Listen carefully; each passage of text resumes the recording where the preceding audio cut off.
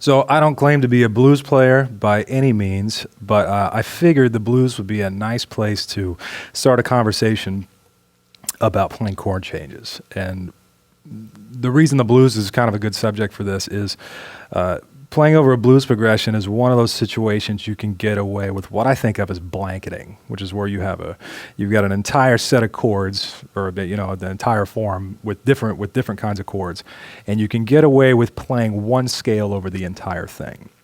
And so many people have done so many amazing things with the minor pentatonic scale. It's still like it's a lifetime of things that you can extract, and it's mind-boggling to me.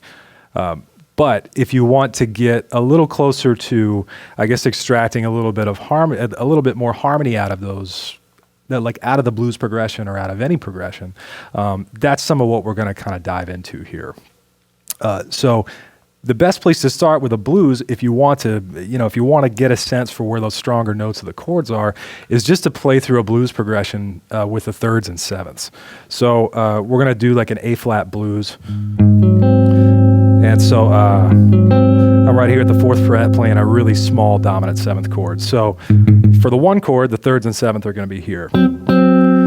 The 4 chord, which is D flat 7, the thirds and 7ths are just going to be 1 fret down.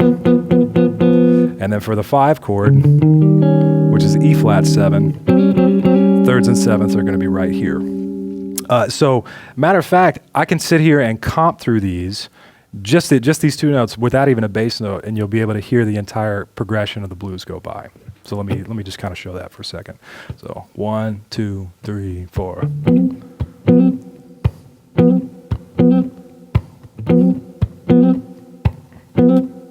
4 chord.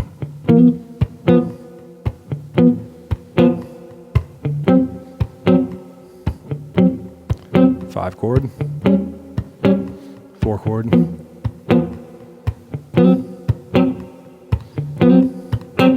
So even without any piano, any soloing, any melodies, you could definitely follow the blues form just by hanging out on those 2 notes. So any 7th chord, those are usually the strongest 2 notes. So instead of using the minor pentatonic over everything in the blues, I've got a couple of different pathways that I'm gonna talk about that will hopefully kind of help you start stepping into this area. So if we're playing over the 1 chord, which is A flat 7, instead of immediately jumping to the tried and true A flat minor pentatonic, I'm actually going to use A flat major pentatonic, which goes like this.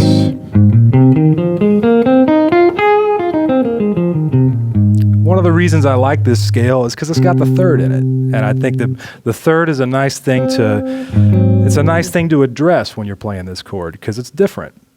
The third in this chord is different from the third in this chord, and I like being able to highlight that change. So that's a big reason I use that scale. So once again, that's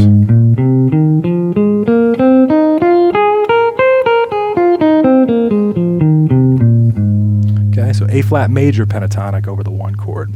When we go to the 4 chord, we can basically move back to what we've been doing for years, which is A flat minor pentatonic, because we know that sounds good from what we played over the blues before. And part of the reason it does is it's got this note in it, which is the flat 7 of D flat 7. So we got a nice strong chord tone there, and that's one of the reasons it sounds great. So even if I just move those 2 scales back and forth, you should be able to kind of hear it, even just listening to me playing lead, you should be able to kind of hear the 4 chord being highlighted. Just when I change it, when I basically move this note, which is the third of the A flat chord, to that note, which is the 7th of D flat 7. So let's try that. I'm just gonna play 4 bars in A flat major pentatonic, and then when it goes to the 4 chord, I'm gonna shift to A flat minor pentatonic. So.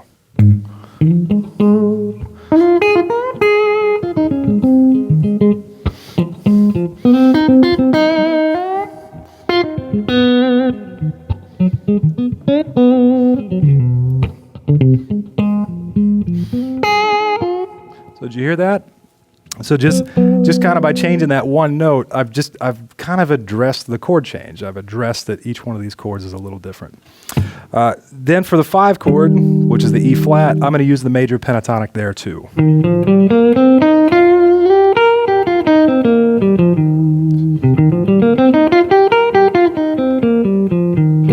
Because that's once again, that's going to give me the 3rd over this chord. So if we take a look at the whole pathway, for the 1 chord, I'm using A flat major pentatonic. For the 4 chord, I'm using A flat minor pentatonic. And for the 5 chord, I'm using E flat major pentatonic. And yeah, let me kind of just try messing around through the whole form, and we'll see if we can hear the changes going by. So 1, 2, 3, 4.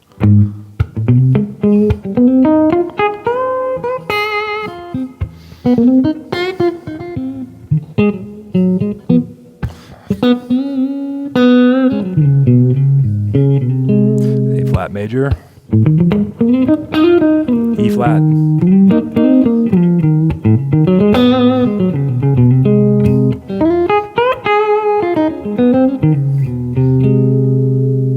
Yeah, I cheated with a few notes there, but I think you get the idea.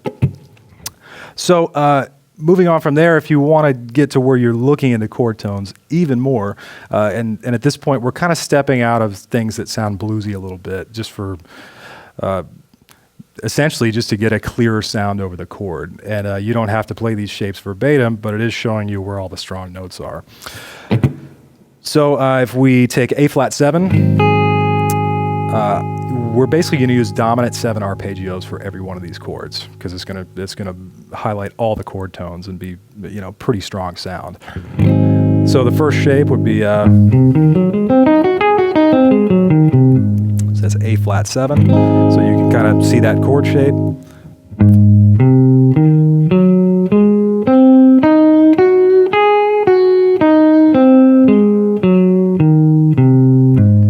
Okay, for the 4 chord, D flat 7, I'm going to do a D flat 7 arpeggio.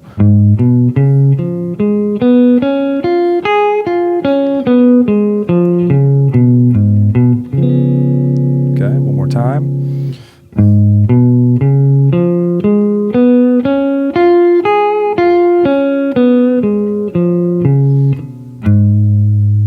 Okay, and finally, over the 5 chord, you guessed it, E flat dominant 7 arpeggio. And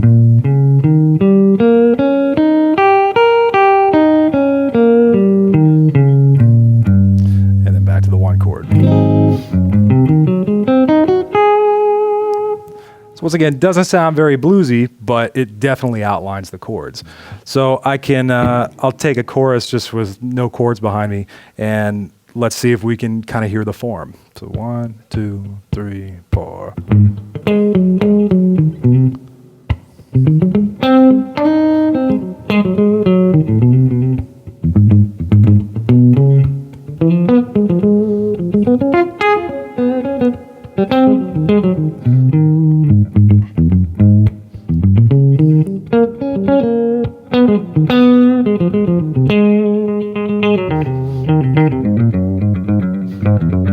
I cheated with one note, but you get the idea.